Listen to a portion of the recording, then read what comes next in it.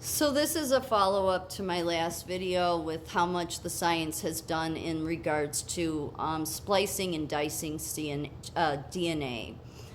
With more effort and resources continuously being put into DNA technology, you hear like they see you as like when I started hearing, I think it was Robert Malone, but some of the other scientists referring to vaccines as the technology. I thought, wait a minute, technology. You're referring to vaccines as a technology now? So then how must you see us? Well, they see you as a product. A product I think that the science would like to own so that they could just do whatever the hell they want. So it is time to answer the ethical and moral questions. It's such a great timing, even, once they've already done a bunch of shit they shouldn't have.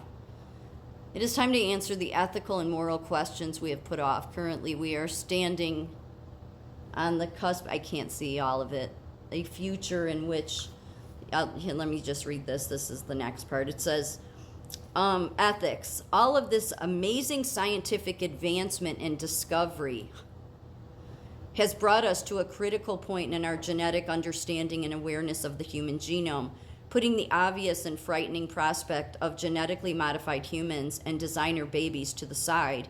Consider a medical database that houses all of your genetic information, including your risk for disease. While a great stride for medicine and treatment, this genetic report card could also prevent you from getting health insurance or a job. Genomic and genetic research is also taking us deeper into understanding the genetic factors that influence extremely complex traits like how we act and think. Although arguably unreliable because such traits are heavily influenced by environment, many geneticists are digging into creating a genetic map of our predetermined personalities. Yeah, see, they've already gone too far, and the funding needs to be cut. No wonder Trump wanted to cut funding, because none of this, how people, but your higher educated see this as good. No, like, because you don't realize what humans are capable of. You don't look at history and see that it's maybe not such a good idea. Understanding gene therapy. Yeah, it's all down to the cell. So the cell, where the atom, the very beginning, if they are able to, toy with that and they have patents on it, then what does that make you? So that part in our Declaration of Independence about about God-given rights. We were given rights by God, not by government, not by science, not by man, not by the UN or the World Economic Forum or the highly wealthy elites. No, God. So once they change you from that at the DNA structure level, then who do you belong to? Who do you want to belong to? Probably your higher educated would want to belong to these people. Less ominous sounding than cloning or mutation, the process of gene therapy allows us to detect natural, non-man-made mutations that cause genetic disease, then fight that disease by introducing a normal gene into an individual's genome. We're still talking about genetically modified humans, but likely a more palatable kind of for most. No, because again, then, first of all, how can you believe them? We have more problems, all because they haven't been solving problems. They've been obsessed because they're sick. I mean, and there's been enough medical professionals too that have stood up and said, no, you're going too far.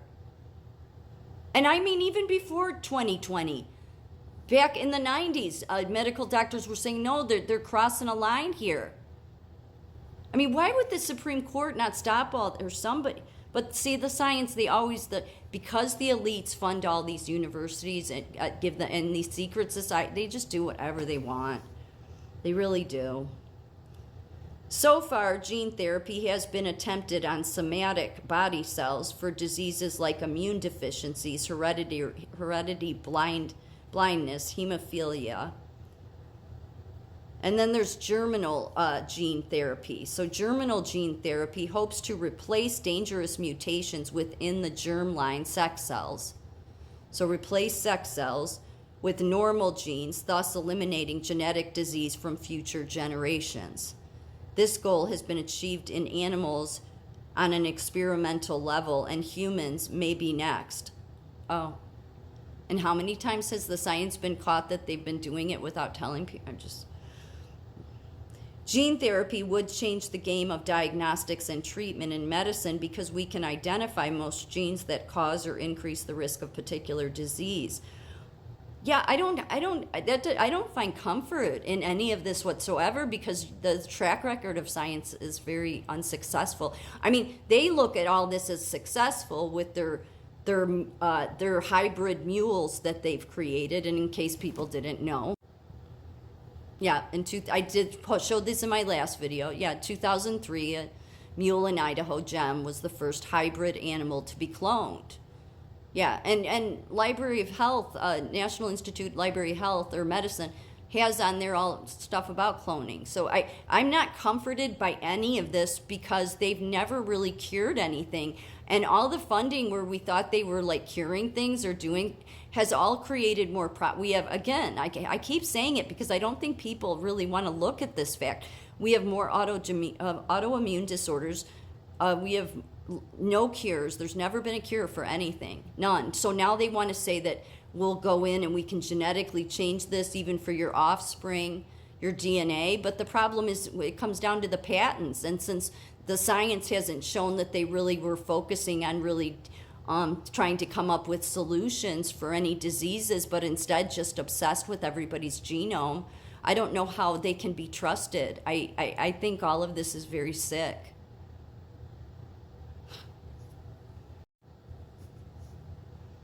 This is from, PubMed. What are gene patents and why are people worried about them? It's very simple. People are worried about them because if you go in and you let science change DNA at the cell level, at the very, very, cell level, then that's, who do you belong to then? And you may think science would never do that. Are you really sure about that? I mean, can you give me a rate of success with them? And by the way, I keep meaning to say this in my videos today, and I haven't. I did not turn off comments to my videos I've posted in the past 2 days. TikTok is doing that. I don't know why. You go under comments and it says creator turned them off. I have not. I went under my menu and they showed that I have open comments. So TikTok is doing it. It's not on my end, just so people are aware. So even them, PubMed themselves knew that people have been concerned about this. The science has gone too far. They just like all the universities, they have too much power. They all got on board with the World Economic Forum, and the World Economic Forum is all into this transhumanism stuff, which is the whole, machine body thing. And it's like, no, you're so sick in your mind because you don't have a relationship with God that you want to change every human into what is sick people these are. And yet they get on these World Economic Forum videos. I mean, you can find tons of them on YouTube talking about, well, this is how it will help the environment and this. No, you hurt the environment, what you people have done. I showed this in my last video. Snuppy, born in 2005, was the first of many cloned dogs. They have many cloned dogs in South Korea. If you think they haven't cloned a human, well, I would think again about that, because it's always true with the science. By the time they start talking about it, it means they already did it. That's the problem with it. The ethical and moral discussions never happen before they do their sick stuff. It always becomes a debate after, and they don't care because they just continue on their way doing whatever sick thing they're going to do next. This isn't good.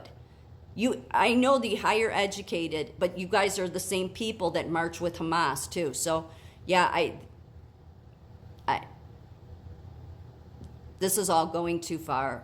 The science has gone over so many boundaries for so long now. They need to be reined in so that the world can live in some sort of peace.